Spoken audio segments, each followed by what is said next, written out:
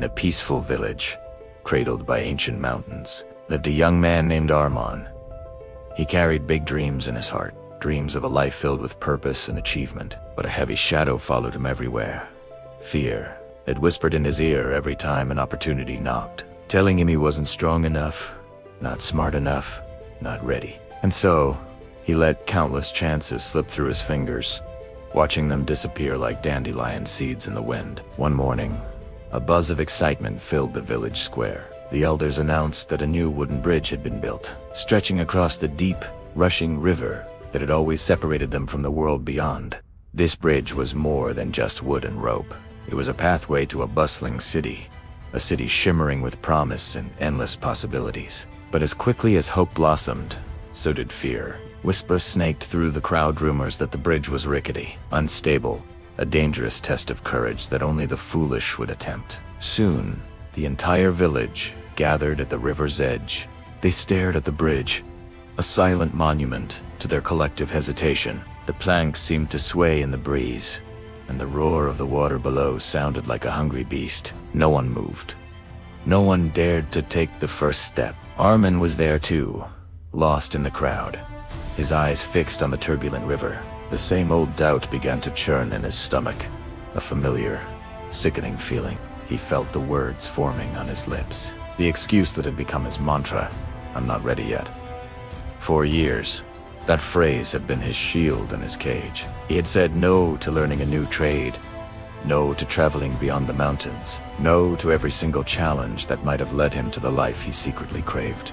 But as he watched his friends and neighbors take a collective step back from the bridge, a profound sadness washed over him.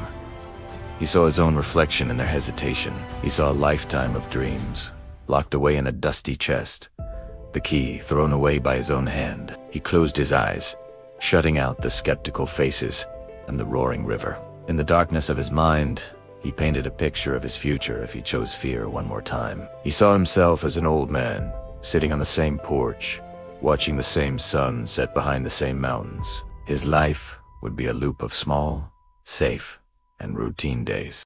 But beneath the surface of that peaceful image, he felt a deep, gnawing regret for the person he could have become, for the adventures he never had, for the songs he never sang.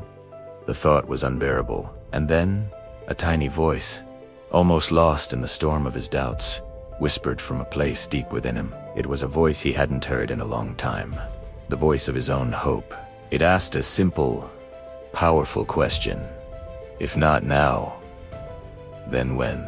The words echoed in his soul, shattering the walls of his excuses.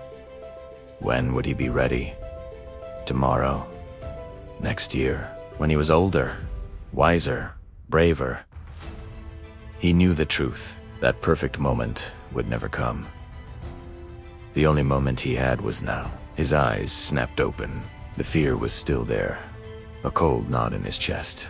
But for the first time, something else was there too, a flicker of defiance. With a deep breath that felt like he was inhaling courage itself, he broke away from the crowd. A hush fell over the villagers as he approached the bridge. He lifted his foot and placed it firmly on the first wooden plank. It trembled beneath his weight, and for a heart-stopping second, he wanted to retreat. But he held his ground. He didn't look back. He took another step, and then another. Each movement was a deliberate act of war against the fear that screamed at him to turn back. The river roared, the wind howled, and the bridge swayed. But Armand kept his eyes fixed on the other side. He imagined his dreams waiting for him there, not in a grand city, but in the person he was becoming with each step. He was fighting for his future self, the one who wouldn't be haunted by what-ifs. Halfway across, a powerful gust of wind slammed into him. The bridge groaned and swayed violently. He stumbled, his hands flailing for the rope railing, his heart leaping into his throat.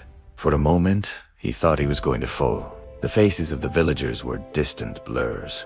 In that terrifying instant, he remembered why he started. Big dreams require big courage. It wasn't supposed to be easy.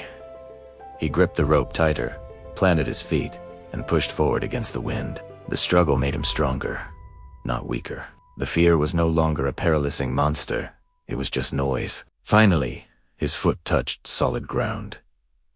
He had made it. He stood on the other side, breathing heavily, his legs shaking but his spirit soaring. He turned and looked back at the village, now small and distant. He looked at the bridge, no longer an object of terror, but a symbol of his victory.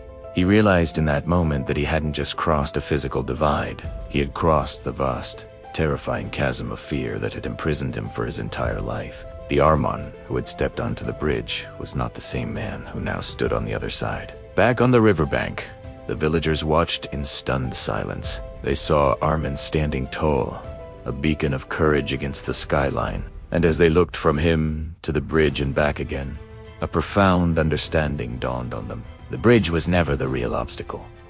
The wood was strong, the rope secure. The true challenge, the real, rickety, and dangerous bridge, was the one they had built inside their own minds, a bridge of doubt, of excuses, of fear. Armon had shown them that it wasn't about the strength of the bridge, but the strength of the will to cross it. That day, they didn't just witness a man crossing a river. They witnessed a soul breaking free.